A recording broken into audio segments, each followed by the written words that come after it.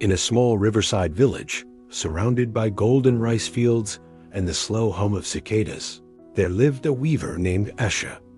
She was known for her kindness and for the cloth she made, soft, strong, and beautiful, woven with intricate patterns that seemed to tell stories. But Asha had a secret. She was losing her sight. Each day, the threads on her loom blurred a little more.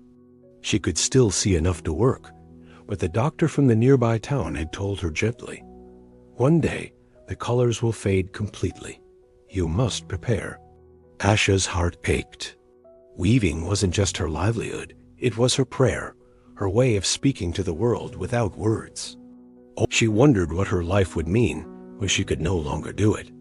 One morning, sitting by the river, she noticed a small bird hopping along the bank. It carried a single strand of grass in its beak, flew to a branch, tucked it in place, and then returned for another. Over and over, the little bird moved, patient, steady, unhurried. Asha watched for nearly an hour.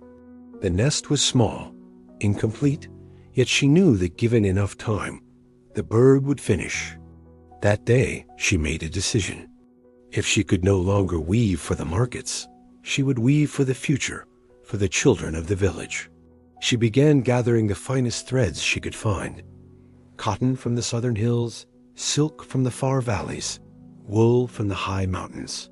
Each day she worked on one great tapestry, larger and more detailed than anything she had made before.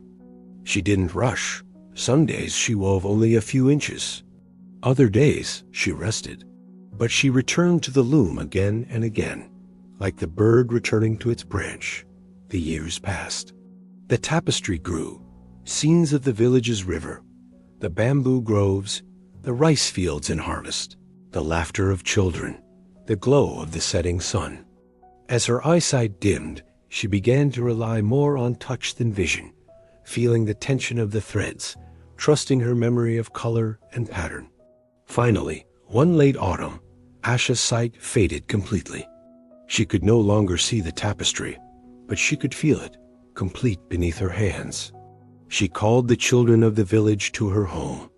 "This tapestry," she told them, "belongs to you. When you see it, remember that beauty is not made in haste, but in small, steady steps." The children ran their fingers over the cloth, tracing the patterns. Some would later say it felt as if the threads themselves carried warmth, as if they had stored every quiet hour Asha had spent at the loom.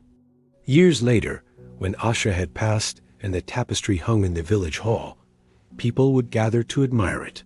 New generations would hear the story of the patient weaver and the little bird by the river, and they would remember that anything worth building, whether a home, a skill, a dream, or a life, was made the same way, thread by thread, day by day. Great things are not built in a day. They are created through quiet, consistent effort. Like the bird building its nest, or the weaver completing her tapestry, patience turns small actions into lasting beauty. If this story inspired you, like, share, and subscribe for more soulful stories. Thank you.